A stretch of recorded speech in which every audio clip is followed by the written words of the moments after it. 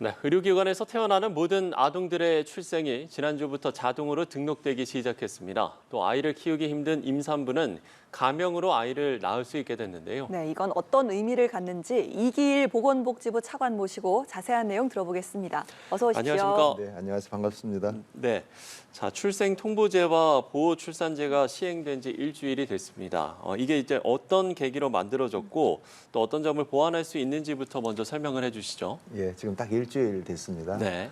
사실 지난해 6월 달에 정말로 안타까운 사건이 있었습니다. 수원에서 영아 2명이 냉장고에서 발견이 됐습니다. 그 이유를 가만히 보니까 우리가 아이를 태어나게 되면 신고를 해야 되거든요. 근데 신고를 안 한 그런 케이스가 되는 겁니다. 그래서 저희가 그런 케이스를 가지고 다시 제도를 2개를 만들게 됐습니다. 첫 번째는 무조건 병원에서 출생을 하게 되면 의무적으로 출생 신고를 해야 된다라는 거가 되겠고요. 안 하게 되면 우리가 이것을 직권으로라도 신고를 하겠다는 겁니다. 예. 그리고 근데 지금 하나 어려운 것은 뭐냐면 이것은 지금도 1000명 중에서 998명은 병원에서 아이를 낳고 있고요.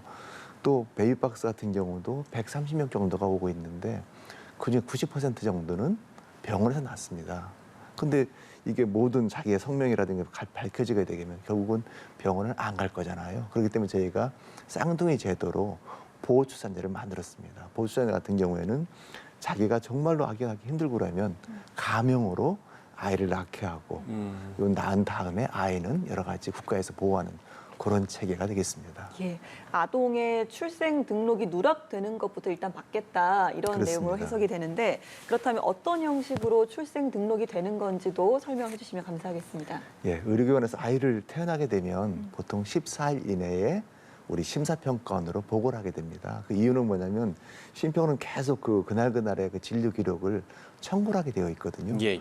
그럼 청구를 해가지고 그게 이제 심평을 받은 다음에 그것을 가지고 우리 시의원면에 통보를 해줍니다. 통보를 해서 이런 아기가 어느 병원에서 태어났습니다라고 통보를 해주게 되면요, 그 병원에서 그걸 가만히 그 시의원면에서 기다리고 있다가 신고를 보통 한 달 내에 하게 돼 있는데 안 하게 되면 그때는 다시 보통 어머니가 많습니다.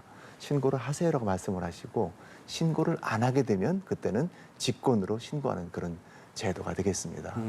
예.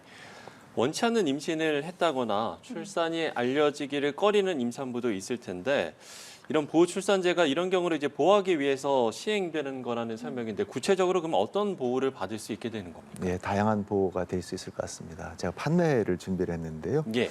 자, 우리가 위기에 있는 임산부가 있습니다. 갑자기 이렇게 뜻하지 않은 임신이 될 경우가 있는 거거든요. 우리 1308번입니다. 예. 여기로 전화를 하시게 되면 전국에 지역 상담기관이 16개가 있습니다. 전문적으로 상담을 해주시게 돼 있고요. 혹시라도 키울 수 있으면 원가정에서 양육을 하고 아니면 보호출산 결정을 합니다. 그런 경우에는 가명으로 처리를 한 다음에 가명 처리 가지고 산전이라든지 지금 출산을 하고 산후 지원을 해줍니다. 이 비용은 다 국가에서 부담을 해주게 되어 있고요. 예, 예. 그 아동은 우리 아동 보호, 예를 들면 입양이라든지 위탁까지 보호를 하게 되어 있고요. 그렇지만 아동의 정보는 영구 보관하게 되어 있습니다. 그러다가 나중에 이 아동이 우리 18세 성인이 되게 되면 그때는 한번 이렇게 가서 이렇게 정보를 청구할 수 있는 거로, 그 경우에는 우리 부모님께서 동의를 했을 경우에는 그걸 할 수 있도록 그런 체계는 저희가 만들어 놨습니다. 예, 1308 기억을 좀 하셔야겠습니다. 어려운 상황이라도 직접 아이를 양육하겠다 하는 상황에서는 좀 지원을 해주는 상담 체계도 구축이 됐다고 하는데 이 내용도 좀 들어볼까요? 예, 상담체가 구축이 돼 있습니다. 저희가 지금 일주일 됐잖아요. 근데 벌써 한 2,600건 정도의 출생 신고가 되어 있고요. 네. 그리고 예. 또 하나가 지금 어제만 해도 628건이 다 있습니다. 그리고 보호출산 같은 경우도 이미 저희가 한 50건 정도 상담이 됐고요. 6명 정도가 보호출산을 신청을 했습니다. 예. 근데 그 보통 어떻게 하냐면 16개시도 상담 기관이 있잖아요. 보통 보면은 저희가 이렇게 1308 번호를 다 드립니다. 드려가지고 예를 들면 서울 같은 경우에는 서울의 에라논에서 바로 받고요. 네. 대전 같은 경우는 잠원에서 받아가지고 상담을 해주는데 이분들이 대체로 3년 이상의 경험을 가진 그런 분들이십니다. 충분한 상담을 해주고 혹시라도 지금 어디 계시냐 해가지고 오기가 힘들다 그러면 바로 가서 출장 상담을 해줄 수 있는 거고요. 또 하나는 이분들이 우리 산모들이 병원 가기 힘듭니다. 그럴 경우에는 같이 그렇죠. 데리고 가가지고 예. 거기에서 같이 이렇게 진료도 받아주고 그런 상담을 충분히 해주게 되어 있고요. 저는 생각합니다. 1308이라는 이 번호가 정말로 사람을 살리는 번호입니다. 예. 하나의 산모 13, 하나의 산모도 부담은 제로, 그리고 8, 누임은 무한대입니다. 아. 지원은 무한대로 하겠다는 거기 때문에 혹시라도 뜻하지 않은 임시출산 혼자 감당하지 마십시오. 꼭 1308로 전화 주시면 바로 전문적인 상담을 저희가 해드리겠다는 말씀드리겠습니다. 예, 알겠습니다. 자, 출생통보제, 또 보호출산제와 관련한 이야기를 저희가 나눠봤는데요. 시청자 여러분들께서도 1308번을 꼭 기억을 하시면 좋을 것 같습니다.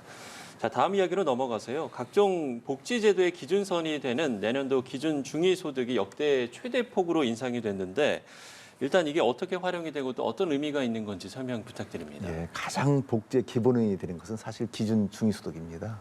어제 사실 이렇게 회의에서 발표를 했고요. 항상 네네. 8월 1일 전에 하도록 그렇게 되어 있습니다. 제가 이걸 판례로 설명을 좀 드려볼까 합니다. 네. 예. 내년도에 기준 중위소득을 이제 이렇게 되어 있는데요. 이게 뭐냐면 사실 우리 국민 전체를 100명으로 보고 있다면 딱 50번째 되는 분의 소득이 됩니다. 중위소득이란 얘기죠. 요거 같은 경우에는 지금 74개 사업의 기준이 됩니다. 예를 예. 들면 생계급여는 그 32%. 그러니까 지금 금년 같은 경우가 513만 원, 73만 원인데 내년에는 610만 원이 되는 거거든요. 6.42% 올라갔는데 요 돈 곱하기 32% 하게 되면 생계급여, 또 40%면 의료급여, 또 한편으로는 교육급여는 50%, 아이들 범위는 150%가 되는 겁니다.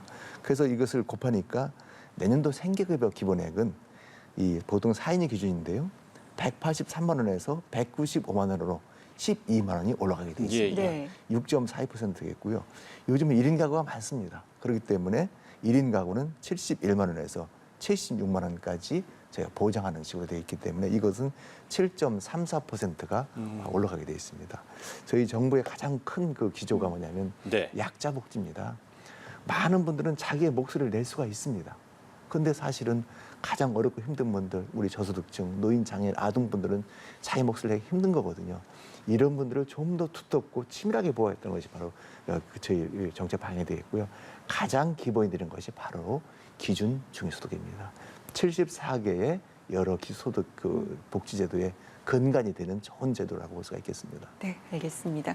끝으로 며칠 전에 반가운 뉴스가 있었습니다. 2달 연속으로 출생아 수가 늘었습니다. 저출산 문제 해결 때문에 좀 고민 깊으신 걸로 알고 있는데 예. 좀 어떤 마음이십니까? 정말 다행입니다. 예. 4월 달도 한 500명이 늘어났고요.